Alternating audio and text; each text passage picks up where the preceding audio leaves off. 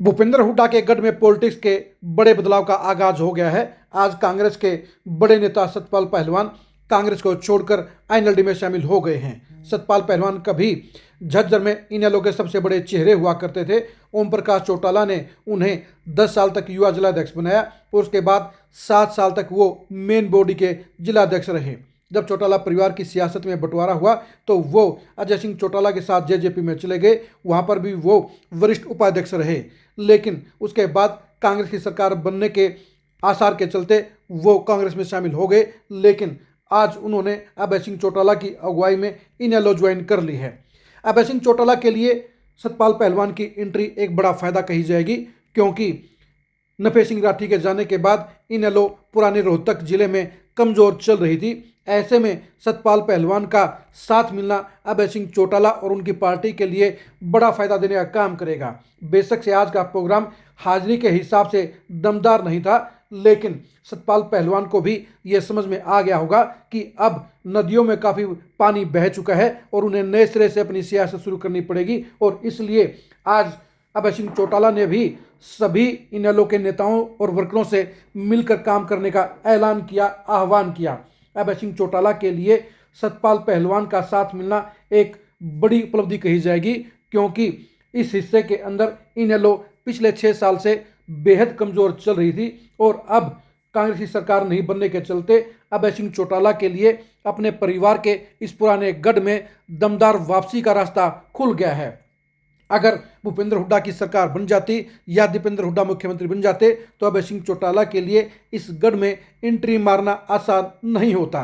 बेशक से अभय सिंह चौटाला को भी आज इस प्रोग्राम से एहसास हो गया होगा कि अपने दादा के इलाके में दोबारा से दबदबा कायम करना आसान नहीं होगा। लेकिन सतपाल पहलवान जैसे अगर 5-7 और पुराने साथी इनेलो के साथ में जुड़ गए तो फिर अभय सिंह चौटाला की पार्टी यहाँ पर भूपेंद्र हुड्डा फैमिली के लिए बड़ी समस्याएं खड़ी कर सकती है।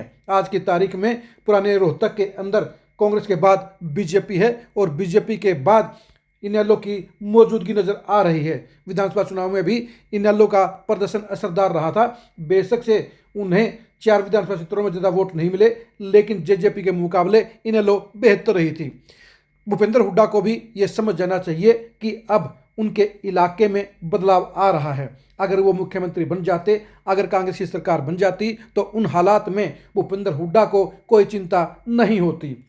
लेकिन अब 4.5 साल तक उन्हें विपक्ष की भूमिका निभानी है और उन्हें पुराने रोहतक जिले के लोगों को ये भरोसा दिलाना होगा कि आगे उनकी सरकार बनेगी, क्योंकि उनकी सरकार बनने के लालच में ही पुराने रोहतक जिले ने पिछले 20 साल में उनका दिल ठोककर साथ दिया है। लेकिन जैसे जैसे हालात बदल रहे हैं और उनकी सरकार नहीं बनने के चलते उम्मीदों को करारा झटका लगा है और भूपेंद्र हुड्डा भी बखूबी जानते हैं कि अगर हालात को काबू नहीं किया गया तो फिर अभय सिंह चौटाला की इनेलो दोबारा से जाट वोटरों में बड़ी पैठ बना सकती है। इसलिए ये भी कह सकते हैं कि भूपेंद्र हुड्डा के लिए भी अभय सिंह चौटाला ने खतरे की घंटी बजाने का काम किया है। वैसे यह भी कहा जा सकता है कि सतपाल पहलवान की इनेलो में एंट्री भूपेंद्र हुड्डा के लिए भी झटका कही जाएगी, लेकिन इसके साथ साथ दीपेंद्र हुड्डा की फ्यूचर पॉलिटिक्स के लिए भी सतपाल पहलवान का पाला बदलना अच्छे संकेत नहीं कहा जाएगा, क्योंकि पुराने रोहतक इलाके में भूपेंद्र हुड्डा के बाद दीपेंद्र हुड्डा ही सियासी वारिस हैं।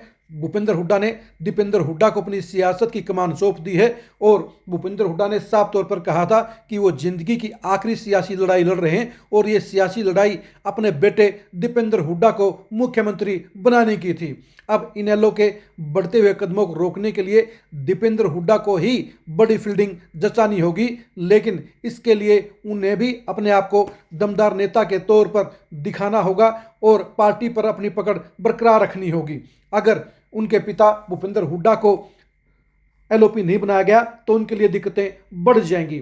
दीपेंद्र हुड्डा के साथ साथ दुष्यंत चौटाला के लिए भी आज अभय सिंह चौटाला ने खतरे की घंटी बजाने का काम किया है, क्योंकि दुष्यंत चौटाला ये उम्मीद कर रहे थे कि पार्टी छोड़ चुके पुराने नेता उनके साथ दोबारा जुड़ जाएंगे, लेकिन सतपाल पहलवान ने उनकी बजाय आईएनएलडी को थामना ज़्यादा मुनासिब समझा, जो दुष्यंत चौटाला के लिए झटका कहा जाएगा, क्योंकि दुष्यंत चौटाला को ये लगता था कि जेजेपी छोड़कर जाने वाले पुराने साथी कांग्रेस की सरकार नहीं बनने पर उनके साथ आ सकते हैं।